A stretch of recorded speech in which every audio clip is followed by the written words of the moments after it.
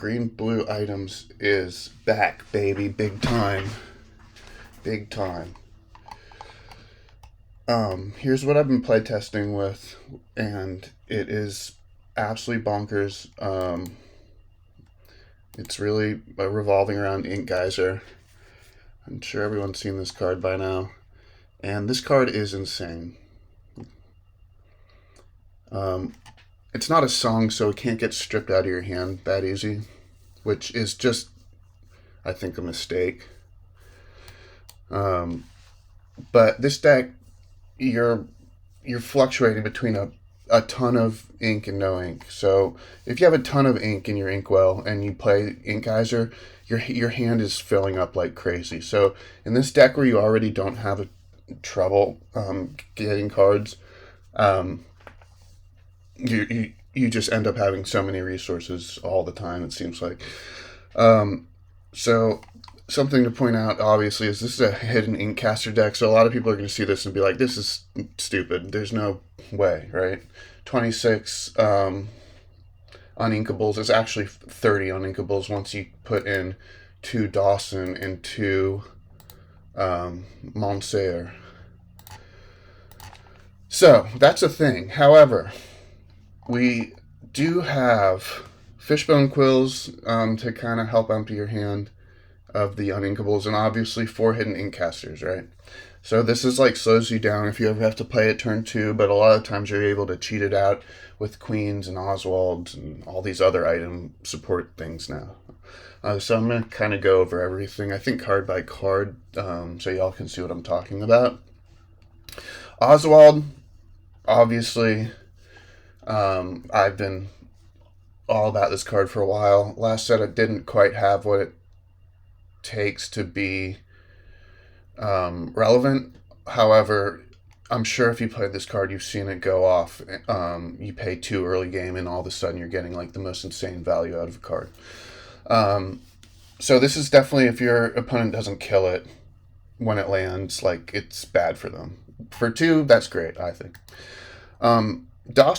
Two Dawson to kind of synergize with him. Once during your turn, whenever a card is put in your Inkwell, look at the top card of your deck. You may put it either on top or the bottom of your deck. So obviously, we're playing with things going in our Inkwell and scrying, which is what they call it in Magic, which Oswald loves, right? Because you put something in your Inkwell, Dawson's trigger, you look at it, decide if you want to keep it there or put it on the bottom, and then Oswald triggers. It gives you a much higher chance of being able to hit items off of the Oswald trigger.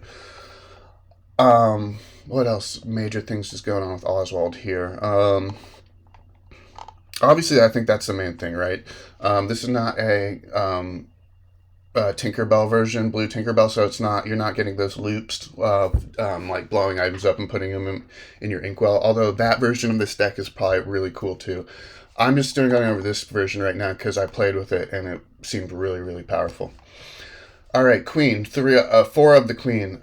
She's playing her turn 3/3 on turn 3 Inkable in a deck that spits out free items. She's just too good not to put in this deck. She can challenge into things if you really need her to slow the game down. But obviously she's going to shine the most when you're consulting the spell book with her and cheating out items.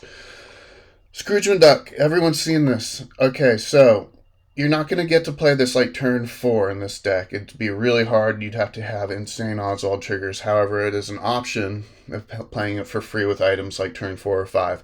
But the thing about this card in this deck, an Ink Geyser, is you can just ink this early game. And then when you pop Ink Geyser off, it's going to come back to your hand. And then you're going to have all these items on the board with Ink Geyser. And you're going to play it for free, which is crazy, right? It's insane. Not to mention the second ability, Fortune Hunter, where you're going to just keep items flowing into your hand. This is also really interesting in the Tinkerbell version, where you blow up the items. The idea with the Tinkerbell version is you fill up a little bit with ink, then you pop Ink Geyser while you have the Tink and the items on the battlefield. That way, like, everyone goes back down to 3 ink, and then you blow up all these items, right? So that your Inkwell, like, gets full right there for free, right? Because you're blowing up items and they're going into your Inkwell off of the Tinkerbell. However, in this deck, we're not really doing that. We're just looking to kind of like control the flow of the game with Ink Geyser as we see fit. The new Tamatoa, this is going to be to get back. This is a deck where you don't really want to blow up items necessarily, but it's inevitable in these item decks. So I'm not running Hiram's. Instead, I'm running a few Monsieur. So he's just a cheap Hiram, and no one's going to target him. You're going to be able to use his ability to eat an item when you need to. And I've playing with it so far. I think it's really, really good. So you will have items here and there in your deck, items here and there in your discard, but really you want items to live on the battlefield so that you can cheat out the Scrooge McDucks and the Sheriff of Nottingham's. I mean, this deck wants to play these things for dirt cheap after you've blown up the Inkwells, right? So that you're playing these huge threats for like almost free sometimes, and they're stuck at 3 and trying to rebuild. So that's kind of like the idea behind this deck. Sail the Azurite Seas in here is just so you can kind of ramp if you need to at the beginning of the game. Obviously with Oswald, between Sail and Fishbone, there's a lot of good antics to be had in the first few turns, and the possibility of cheating out stuff is pretty likely, right? When you're filling your Inkwell early game with extra ink. This deck also has a fair amount of 1-drops, so Sail the Azurite Sea is going to be good just for that, where you can play the extra 1-drop turn 2 when you sail. Launch 4 of this is your desperate removal for the early game or mid game. Obviously, in a deck with items on the board all the time and these ways to recycle items, launch becomes a really good thing, right? We don't have access to steel, so we basically get steel in our item deck with this card. And blowing up an item per 3 isn't great value a lot of the times, but when you're cheating items out and you're for free, then all of a sudden you're basically paying 3 to do 5 damage, which is better than a Zeus. You can't sing it, but it costs 3 to play it. You can play it turn 3 and do 5 damage. So yeah, obviously you're not going to be able to keep up with Steel Song in terms of like being able to do 5 damage early game quite as much, but this is really good access to like desperate removal or board control early mid game. Let's see. Popsicle, what it do. Scepter, I'm playing with Scepter, although I think this deck has enough beef where you don't really need Scepter. I just needed another 1-drop that was inkable. I think Magic Flower would be fine too, especially if you're slamming into things with Sheriff and then heal them up. It works great. Hidden Inkcaster draws you a card and makes you be able to ink anything, which in a deck with 30 uninkables is absolutely, completely necessary. This deck wouldn't work without it.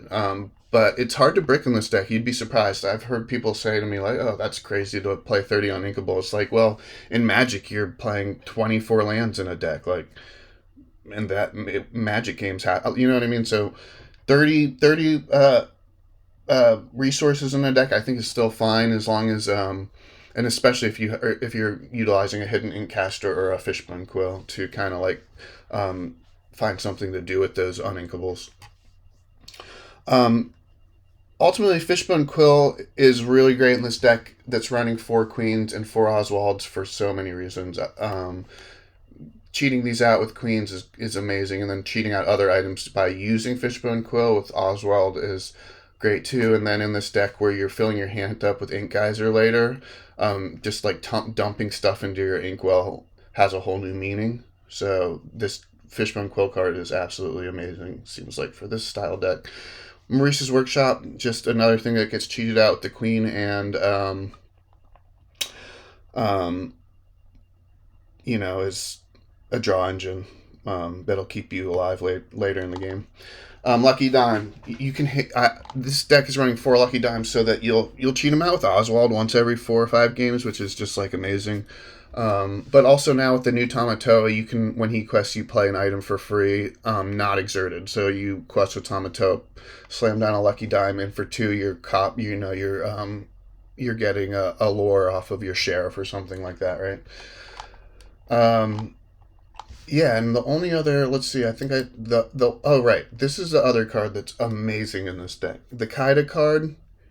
This is another really great reason to sail turn 2 to get to this turn 4. Obviously, so this card has it has ward. This is in like French or something, but it has ward, and when you can exert it to look at the top 2 cards of your deck.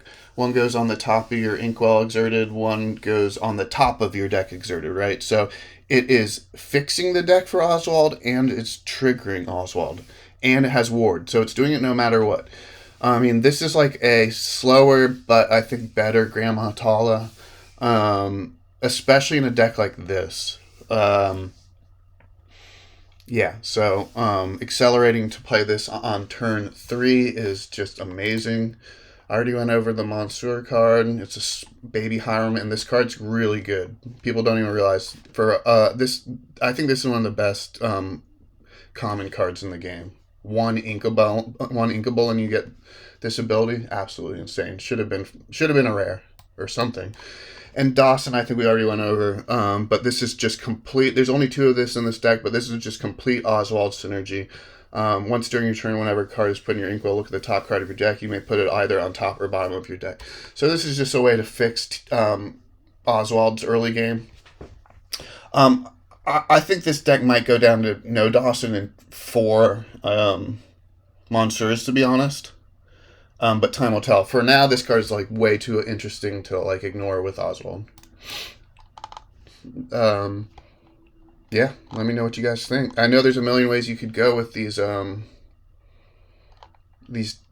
of item decks right now, and I think there's a million ways you can go with the Ink Geyser deck. But I think this, from what I was playing with testing with friends, this deck seemed like pretty bonkers. Let me know what you guys think, though.